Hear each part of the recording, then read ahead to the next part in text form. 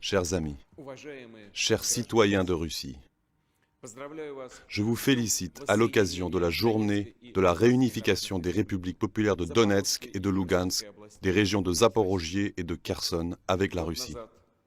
Il y a un an, le 30 septembre, un événement déterminant, véritablement historique, a changé notre destin. Les traités d'adhésion à la Russie de 4 nouveaux sujets de la Fédération ont été signés. Des millions d'habitants du Donbass, des régions de Kherson et de Zaporojié ont fait le choix de rejoindre leur patrie. Cette décision, consciente et véritablement populaire, confirmée par la souffrance et attendue depuis longtemps, a été prise par le peuple lors des référendums organisés dans le plein respect des normes internationales.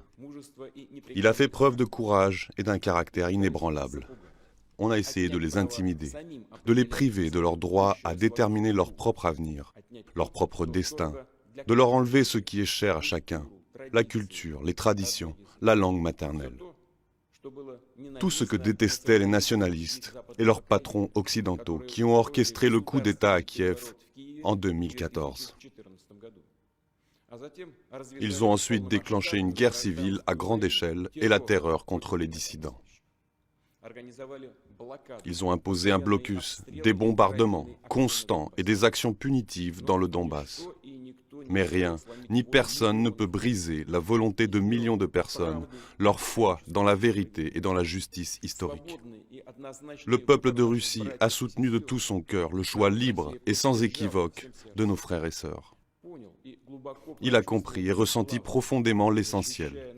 En défendant nos compatriotes dans le Donbass et dans la Nouvelle-Russie, c'est la Russie elle-même que nous défendons. Ensemble, nous luttons pour la patrie, pour notre souveraineté, nos valeurs spirituelles et notre unité, pour la victoire. Je remercie tous les citoyens du pays pour cette unité et cet esprit patriotique. Aujourd'hui, ensemble, nous bâtissons également notre avenir commun. Nous restaurons et construisons des écoles et des hôpitaux, des maisons et des routes, des musées et des monuments. Toutes nos régions apportent une aide véritablement fraternelle aux villes et aux villages du Donbass et de la Nouvelle-Russie.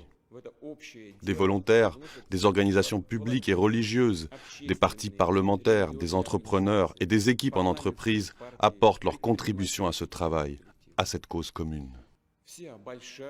Tout notre grand pays uni œuvre pour la cause commune.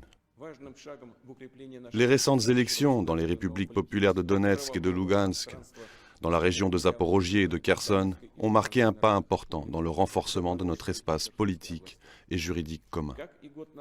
Comme il y a un an, lors des référendums historiques, les gens ont de nouveau exprimé et confirmé leur volonté d'être avec la Russie. Ils ont soutenu leurs compatriotes, ceux qui ont gagné la confiance du peuple par leurs efforts et leurs actes concrets. Devant nous, nous avons encore beaucoup à faire et de grands défis à relever, à mettre en place un vaste programme de renaissance et de développement socio-économique de nos régions historiques. Nous parviendrons immanquablement à atteindre tous les objectifs fixés.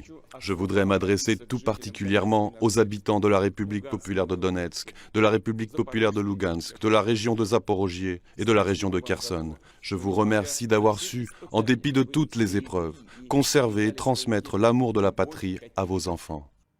Grâce à vous, à votre force de caractère et votre détermination, la Russie est devenue encore plus forte. Nous sommes un seul peuple. Ensemble, nous saurons faire face à toutes les épreuves, à tous les défis. Bonne fête, mes chers amis. Joyeuse réunification avec la Russie.